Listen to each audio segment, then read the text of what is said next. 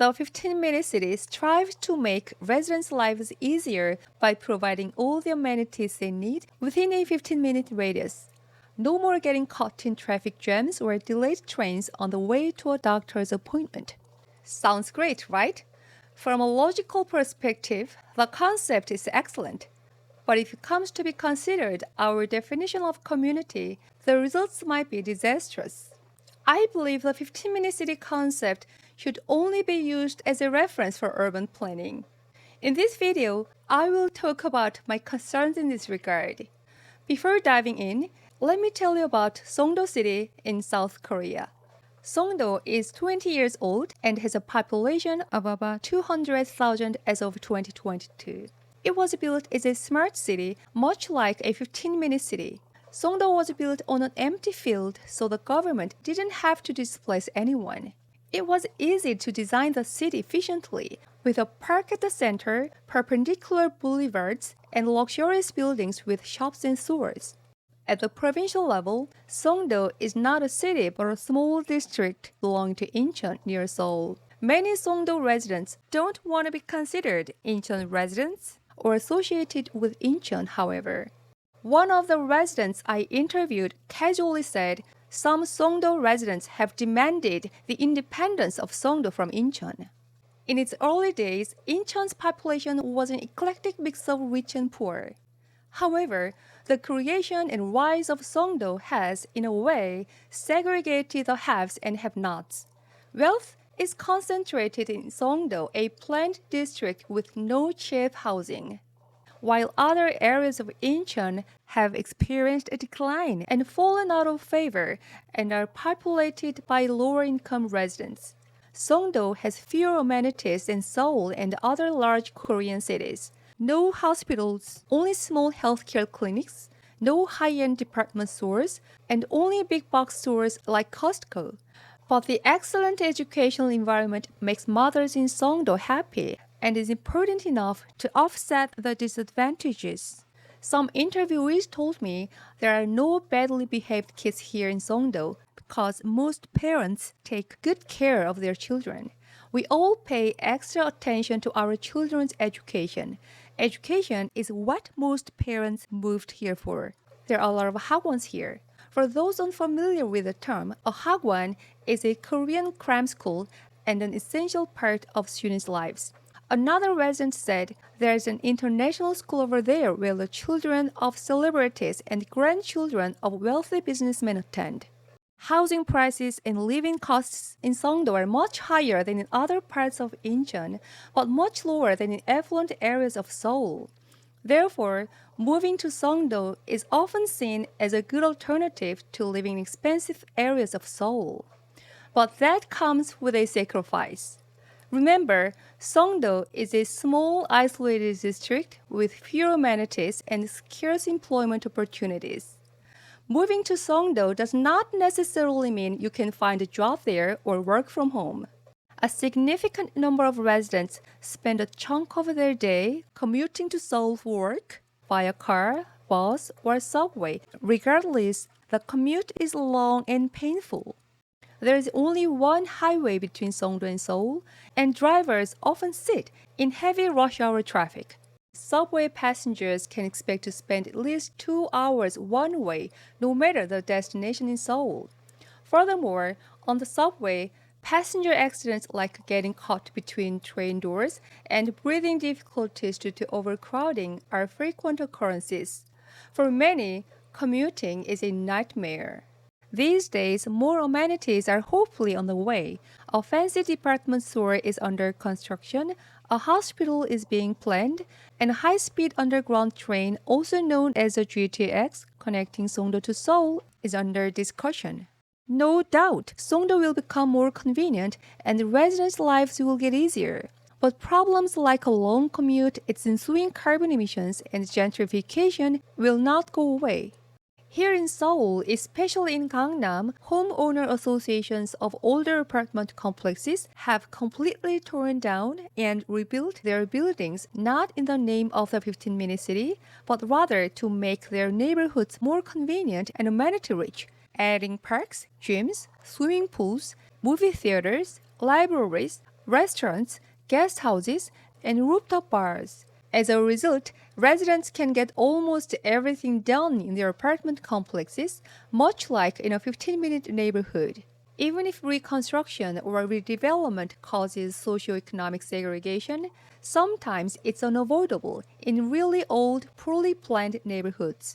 Likewise, new cities need to be built, especially when existing cities no longer accommodate a growing population, even if it exacerbates problems like gentrification or carbon emissions.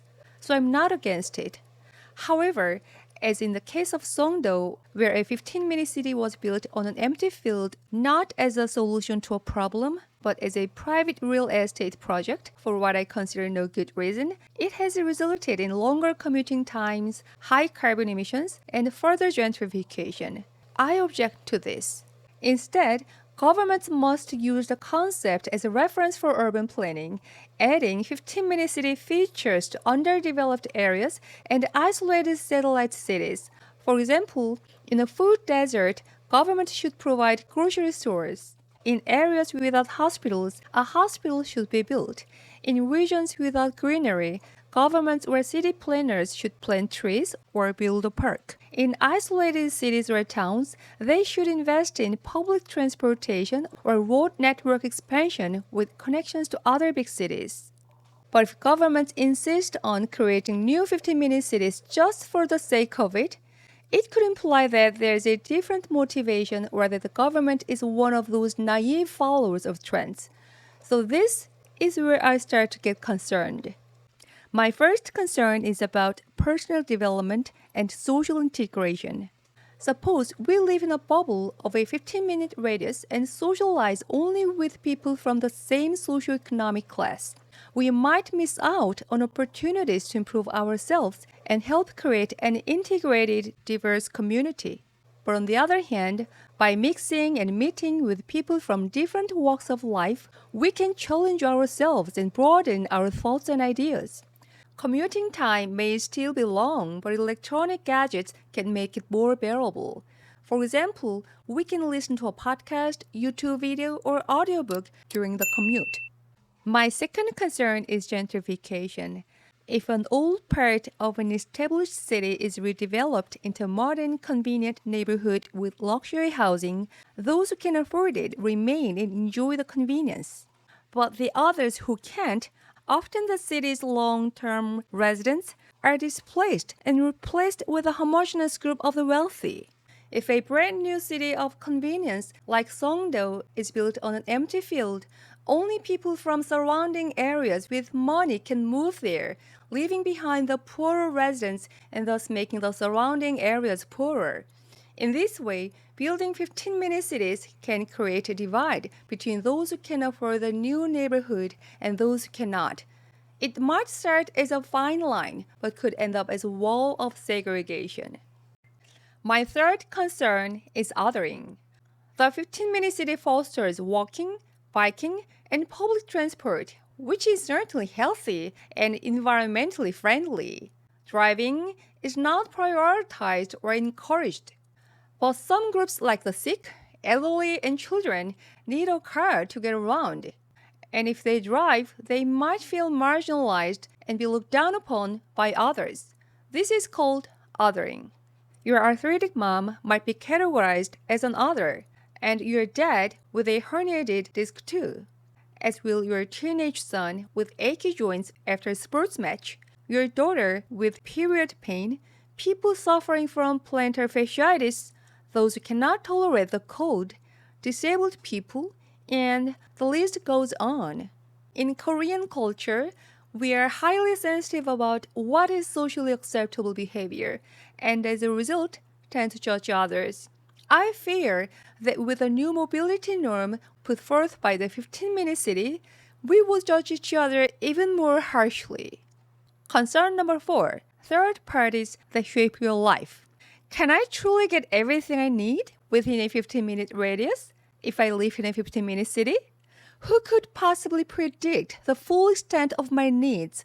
The 15-minute city concept, in its purest form, naturally requires the existence of third parties that shape your life.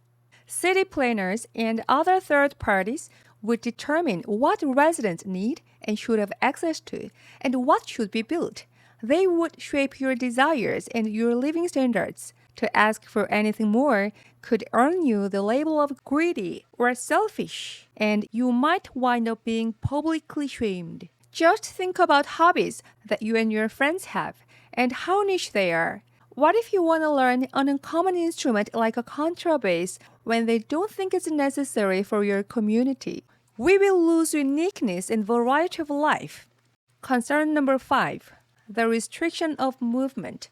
As I mentioned earlier, transforming every city into a 15-minute one is impossible, and building new 15-minute cities for no compelling reason does more harm than good.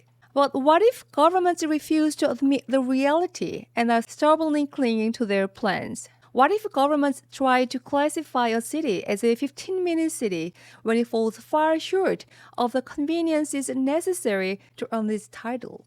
What if you have to travel to another town every day for some reason, but are not allowed to on the grounds that you are registered as living in a so-called 15-minute city? Here's a dystopian plot that may not be so far-fetched. Now you are living in a 15-minute city. You can run errands in your neighborhood because everything you need is here, right? You don't have to leave your neighborhood. You don't need to drive a car, but we are going to do you some favors. You are allowed to visit other neighborhoods, but only a certain number of times a month. You can drive a car if you want, but with limited annual mileage. If you exceed the limit, that is a breach of city policy, and you will be fined. Concern number 6. Is life only about what you need? The concept is all about what you need, but not about what you want. So, is your everyday life all about what you need? Food, clothing, shelter, healthcare and education? Or parks for leisure, exercising or socializing?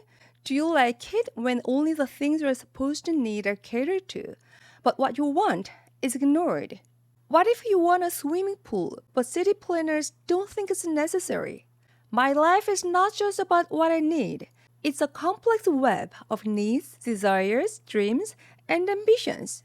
Life is about the pursuit of goals for many people, a sense of duty to others, and for some, pure hedonism. What sounds ridiculous to others might be important to me, really. Historically, top-down agendas have resulted in things like mandatory participation. Consider the recent lockdown for COVID-19. I'm afraid that people or organizations in power, whether administrative or judicial or of any other type, will impose compliance with the agenda for what they consider the greater good. The 15-minute city concept must not be used as a top-down agenda. It shouldn't be a goal to achieve or a socially agreed upon value. Instead, it should be prudently used as a reference for urban planning. Thank you for watching. See you soon. Bye for now.